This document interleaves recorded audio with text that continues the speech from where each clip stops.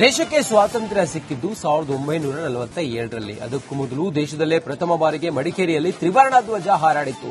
ಅದರ ನೆನಪಿಗಾಗಿ ಮಡಿಕೇರಿಯ ಕೋಟೆ ಆವರಣದಲ್ಲಿ ವಿಭಿನ್ನವಾದ ಕಾರ್ಯಕ್ರಮವನ್ನು ನಡೆಸಲಾಗಿದೆ. ಈ ಕುರಿತಾದ ರಿಪೋರ್ಟ್ ಇಲ್ಲಿದೆ ನೋಡಿ.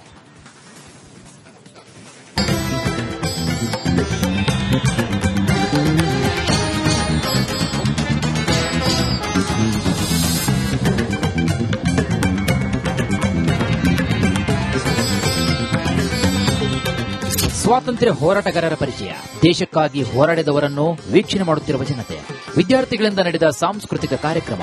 ಇದು ಮಂಜಿನ ನಗರಿ ಮಡಿಕೇರಿಯಲ್ಲಿ ಕಂಡುಬಂದಿರುವಂತಹ ದೃಶ್ಯಗಳು. ಮಡಿಕೇರಿ ಕೋಟೆಯಲ್ಲಿ ಧ್ವಜ ಹಾರಾಡಿ 95 ವರ್ಷ. ಹೋರಾಟಗಾರರನ್ನ ನೆನಪಿಸಿದ ವಿಭಿನ್ನ ಕಾರ್ಯಕ್ರಮ. 1947ರಲ್ಲಿ ನಮ್ಮ ದೇಶಕ್ಕೆ ಸ್ವಾತಂತ್ರ್ಯ ಸಿಕ್ಕಿತ್ತು. ಆದರೆ ಅದಕ್ಕೂ ಮೊದಲೇ 1930 ಡಿಸೆಂಬರ್ 17ರಂದು ಮಡಿಕೇರಿಯ ಕೋಟೆಯೊಳಗಿನ ಅರಮನೆಯಲ್ಲಿ ಭಾರತದ ಧ್ವಜ ಹಾರಿಸಲಾಗಿತ್ತು. ಸ್ವಾತಂತ್ರ್ಯ ಹೋರಾಟಗಾರರಾದ ಮಲ್ಲೆಂಗಡ ಚೆಂಗಪ್ಪ ಹಾಗೂ ಅವರ ನೇತೃತ್ವದ ತಂಡ ಡಿಸೆಂಬರ್ 17ರ ಮುಂಜಾನೆ ಬ್ರಿಟಿಷರ ಧ್ವಜವನ್ನ ಕೆಳಗಿಳಿಸಿ ಭಾರತದ ತ್ರಿವರ್ಣ ಧ್ವಜವನ್ನ ಹಾರಿಸಿಬಿಟ್ಟಿದ್ರು. ಇದು ದೇಶದಲ್ಲಿಯೇ ಮೊದಲ ಬಾರಿಗೆ ಭಾರತದ ತ್ರಿವರ್ಣ ಧ್ವಜ ಹಾರಾಡಿದ ಇತಿಹಾಸವನ್ನ ಸೃಷ್ಟಿ ಮಾಡಿತ್ತು.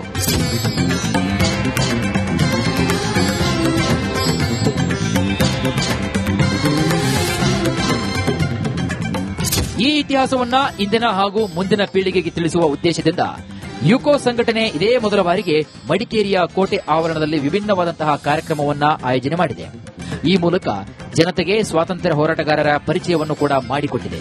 ಈ ಸ್ವಾತಂತ್ರ್ಯ ಸಂದರ್ಭದಲ್ಲಿ ಡಿಸೆಂಬರ್ 17, 1930ನೇ ಇಸ್ವಿಯಲ್ಲಿ ಇಲ್ಲಿನ ಒಂದು ಯುವ ಸ್ವಾತಂತ್ರ್ಯ ಹೋರಾಟಗಾರರಾಗಿದ್ದಂಥ ಮಲ್ಲೆಂಗಡ ಚೆಂಗಪ್ಪನವರ ನೇತೃತ್ವದಲ್ಲಿ ಮಂಡೆಪಂಡ ಕಾರ್ಯಪ್ಪ, ಬಿಜಿ ಗಣಪಯ್ಯ ಹಾಗೂ ಇತರರು ಸೇರಿ ಇದೇ ಕೋಟೆಯಲ್ಲಿ ಈಗೇನು ನಾನು ನಿಂತಿದ್ದೀವಿ, ಇದರ ಈ ಮುಂಭಾಗದ ಏನು ಆ ಪೋರ್ಟಿಕೋ ಇದೆ, ಅಲ್ಲಿ ಹಾರ್ತಾ ಇದ್ದಂತ ಏನು ಬ್ರಿಟಿಷ್ ಯೂನಿಯನ್ ಜಾಕ್ ಇದೆ ಅದನ್ನ ಕೆಳಗಿಳಿಸಿ ಸಕ್ಸಸ್ಫುಲ್ ಆಗಿ ಭಾರತದ ಅಂದಿನ ರಾಷ್ಟ್ರ ಧ್ವಜ ಏನಿತ್ತು, ರಾಷ್ಟ್ರೀಯ ಕಾಂಗ್ರೆಸ್ನ ಧ್ವಜ, ಆ ಧ್ವಜವನ್ನ ಇಲ್ಲಿ ಹಾರಿಸಿ ಶಾಸ್ತ್ರೋಕ್ತವಾಗಿ ಧ್ವಜವಂದನೆಯನ್ನ ಮಾಡುವ ಮೂಲಕ ದೇಶದಲ್ಲೇ ಪ್ರಪ್ರಥಮವಾಗಿ ಈ ಒಂದು ಕಾರ್ಯವನ್ನ ಮಾಡಿದಂತ ಒಂದು ಘಟನೆ ಈ ಕೊಡಗಿನಲ್ಲಿ ನಡೆದಿರತಕ್ಕಂಥದ್ದು ಅಂತ ಹೇಳುವಂತದ್ದು. ಇನ್ನು ಕಾರ್ಯಕ್ರಮದ ಅಂಗವಾಗಿ ಚೆಂಗಪ್ಪ ಸೇರಿದಂತೆ ಎಲ್ಲಾ ಸ್ವಾತಂತ್ರ್ಯ ಹೋರಾಟಗಾರರ ಭಾವಚಿತ್ರವನ್ನ ಅರಮನೆಯಲ್ಲಿ ಪ್ರದರ್ಶನಕ್ಕೆ ಇಡಲಾಗಿತ್ತು. ಸಾಕಷ್ಟು ಜನರು ಆಗಮಿಸಿ ಕುತೂಹಲದಿಂದ ವೀಕ್ಷಣೆ ಮಾಡಿ ಸ್ವಾತಂತ್ರ್ಯ ಹೋರಾಟಗಾರರನ್ನ ನೆನಪಿಸಿಕೊಂಡರು.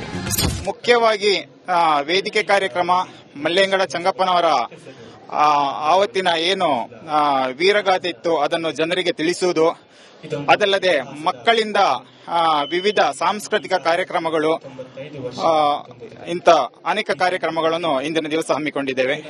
ಒಟ್ನಲ್ಲಿ 95 ವರ್ಷದ ಬಳಿಕ ಇದೇ ಮೊದಲ ಬಾರಿಗೆ ಐತಿಹಾಸಿಕ ಕೋಟೆ ಆವರಣ ವಿಭಿನ್ನ ಕಾರ್ಯಕ್ರಮವೊಂದಕ್ಕೆ ಸಾಕ್ಷಿಯಾಯಿತು. ಸಾಕಷ್ಟು ದೇಶಾಭಿಮಾನಿಗಳು ಕಾರ್ಯಕ್ರಮದಲ್ಲಿ ಪಾಲ್ಗೊಂಡಿದ್ದು ವಿಶೇಷವಾಗಿ ಕಂಡುಬಂತು. ಕ್ಯಾಮರಾ ಪರ್ಸನ್ ದಿವಾಕರ್ ಜೊತೆಗೆ ಅನುಕಾರ್ಯಪ್ಪ, ಬೆಳ್ಳೂರು, ರಿಪಬ್ಲಿಕ್ ಕನ್ನಡ, ಕೊಡಗು. ದೇಶಕ್ಕೆ ಸ್ವಾತಂತ್ರ್ಯ ಸಿಕ್ಕಿದ್ದು 1947ರಲ್ಲಿ. ಅದಕ್ಕೂ ಮೊದಲು ದೇಶದಲ್ಲೇ ಪ್ರಥಮ ಬಾರಿಗೆ ಮಡಿಕೇರಿಯಲ್ಲಿ ತ್ರಿವರ್ಣ ಧ್ವಜ ಹಾರಾಡಿತ್ತು. ಅದರ ನೆನಪಿಗಾಗಿ ಮಡಿಕೇರಿಯ ಕೋಟೆ ಆವರಣದಲ್ಲಿ ವಿಭಿನ್ನವಾದ ಕಾರ್ಯಕ್ರಮವನ್ನು ನಡೆಸಲಾಗಿದೆ. ಈ ಕುರಿತಾದ ರಿಪೋರ್ಟ್ ಇಲ್ಲಿದೆ ನೋಡಿ.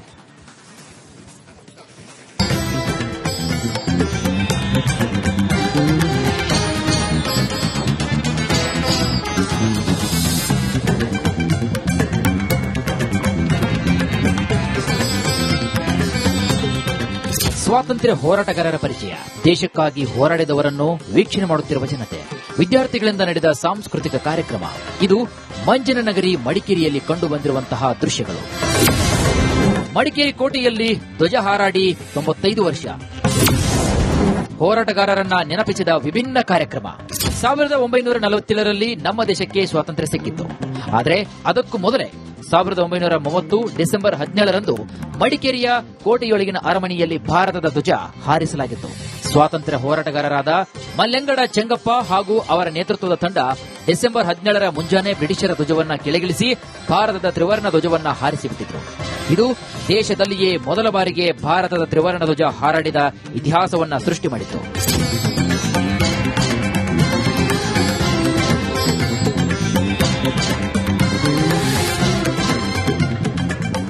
ಈ ಇತಿಹಾಸವನ್ನ ಇಂದಿನ ಹಾಗೂ ಮುಂದಿನ ಪೀಳಿಗೆಗೆ ತಿಳಿಸುವ ಉದ್ದೇಶದಿಂದ ಯುಕೋ ಸಂಘಟನೆ ಇದೇ ಮೊದಲ ಬಾರಿಗೆ ಮಡಿಕೇರಿಯ ಕೋಟೆ ಆವರಣದಲ್ಲಿ ವಿಭಿನ್ನವಾದಂತಹ ಕಾರ್ಯಕ್ರಮವನ್ನ ಆಯೋಜನೆ ಮಾಡಿದೆ. ಈ ಮೂಲಕ ಜನತೆಗೆ ಸ್ವಾತಂತ್ರ್ಯ ಹೋರಾಟಗಾರರ ಪರಿಚಯವನ್ನು ಕೂಡ ಮಾಡಿಕೊಟ್ಟಿದೆ. ಈ ಸ್ವಾತಂತ್ರ್ಯ ಸಂದರ್ಭದಲ್ಲಿ ಡಿಸೆಂಬರ್ 17, 1930 ಇಸ್ವಿಯಲ್ಲಿ ಇಲ್ಲಿನ ಒಂದು ಯುವ ಸ್ವಾತಂತ್ರ್ಯ ಹೋರಾಟಗಾರರಾಗಿದ್ದಂತ ಮಲ್ಲೆಂಗಡ ಚಂಗಪ್ಪನವರ ನೇತೃತ್ವದಲ್ಲಿ ಮಂಡೆಪಂಡ ಕಾರ್ಯಪ್ಪ, ಬಿಜಿ ಗಣಪಯ್ಯ ಹಾಗೂ ಇತರರು ಸೇರಿ ಇದೇ ಕೋಟೆಯಲ್ಲಿ ಈಗೇನು ನಾನು ನಿಂತಿದ್ದೀವಿ, ಇದರ ಈ ಮುಂಭಾಗದ ಏನು ಆ ಪೋರ್ಟಿಕೋ ಇದೆ, ಅಲ್ಲಿ ಹಾರ್ತಾ ಇದ್ದಂತ ಏನು ಬ್ರಿಟಿಷ್ ಯೂನಿಯನ್ ಜಾಕ್ ಇದೆ ಅದನ್ನ ಕೆಳಗಿಳಿಸಿ ಸಕ್ಸಸ್ಫುಲ್ ಆಗಿ ಭಾರತದ ಅಂದಿನ ರಾಷ್ಟ್ರ ಧ್ವಜ ಏನಿತ್ತು, ರಾಷ್ಟ್ರೀಯ ಕಾಂಗ್ರೆಸ್ನ ಧ್ವಜ, ಅದು ಆ ಧ್ವಜವನ್ನ ಇಲ್ಲಿ ಹಾರಿಸಿ ಶಾಸ್ತ್ರೋಕ್ತವಾಗಿ ಧ್ವಜವಂದನೆಯನ್ನ ಮಾಡುವ ಮೂಲಕ ದೇಶದಲ್ಲೇ ಪ್ರಪ್ರಥಮವಾಗಿ ಈ ಒಂದು ಕಾರ್ಯವನ್ನ ಮಾಡಿದಂತ ಒಂದು ಘಟನೆ ಈ ಕೊಡಗಿನಲ್ಲಿ ನಡೆದಿರತಕ್ಕಂಥದ್ದು ಅಂತ ಹೇಳುವಂತದ್ದು. ಇನ್ನು ಕಾರ್ಯಕ್ರಮದ ಅಂಗವಾಗಿ ಚಂಗಪ್ಪ ಸೇರಿದಂತೆ ಎಲ್ಲಾ ಸ್ವಾತಂತ್ರ್ಯ ಹೋರಾಟಗಾರರ ಭಾವಚಿತ್ರವನ್ನ ಅರಮನೆಯಲ್ಲಿ ಪ್ರದರ್ಶನಕ್ಕೆ ಇಡಲಾಗಿತ್ತು.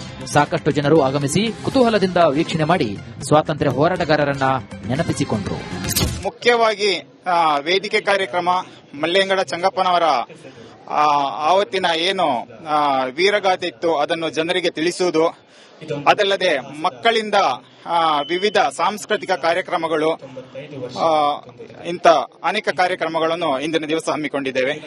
ಒಟ್ನಲ್ಲಿ 95 ವರ್ಷದ ಬಳಿಕ ಇದೇ ಮೊದಲ ಬಾರಿಗೆ ಐತಿಹಾಸಿಕ ಕೋಟೆ ಆವರಣ ವಿಭಿನ್ನ ಕಾರ್ಯಕ್ರಮವೊಂದಕ್ಕೆ ಸಾಕ್ಷಿಯಾಯಿತು. ಸಾಕಷ್ಟು ದೇಶಾಭಿಮಾನಿಗಳು ಕಾರ್ಯಕ್ರಮದಲ್ಲಿ ಪಾಲ್ಗೊಂಡಿದ್ದು ವಿಶೇಷವಾಗಿ ಕಂಡುಬಂತು. ಕ್ಯಾಮೆರಾ ಪರ್ಸನ್ ದಿವಾಕರ್ ಜೊತೆಗೆ ಅನುಕಾರ್ಯಪ್ಪ, ಬೆಳ್ಳೂರು, ರಿಪಬ್ಲಿಕ್ ಕನ್ನಡ, ಕೊಡಗು. ದೇಶಕ್ಕೆ ಸ್ವಾತಂತ್ರ್ಯ ಸಿಕ್ಕಿದ್ದು 1947ರಲ್ಲಿ. ಅದಕ್ಕೂ ಮೊದಲು ದೇಶದಲ್ಲೇ ಪ್ರಥಮ ಬಾರಿಗೆ ಮಡಿಕೇರಿಯಲ್ಲಿ ತ್ರಿವರ್ಣ ಧ್ವಜ ಹಾರಾಡಿತ್ತು.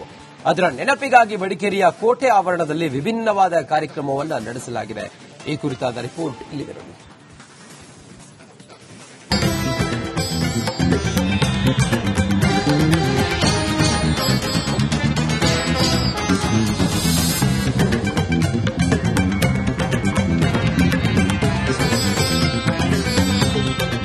ಸ್ವಾತಂತ್ರ್ಯ ಹೋರಾಟಗಾರರ ಪರಿಚಯ, ದೇಶಕ್ಕಾಗಿ ಹೋರಾಡಿದವರನ್ನು ವೀಕ್ಷಣೆ ಮಾಡುತ್ತಿರುವ ಜನತೆ, ವಿದ್ಯಾರ್ಥಿಗಳಿಂದ ನಡೆದ ಸಾಂಸ್ಕೃತಿಕ ಕಾರ್ಯಕ್ರಮ, ಇದು ಮಂಜಿನ ನಗರಿ ಮಡಿಕೇರಿಯಲ್ಲಿ ಕಂಡುಬಂದಿರುವಂತಹ ದೃಶ್ಯಗಳು.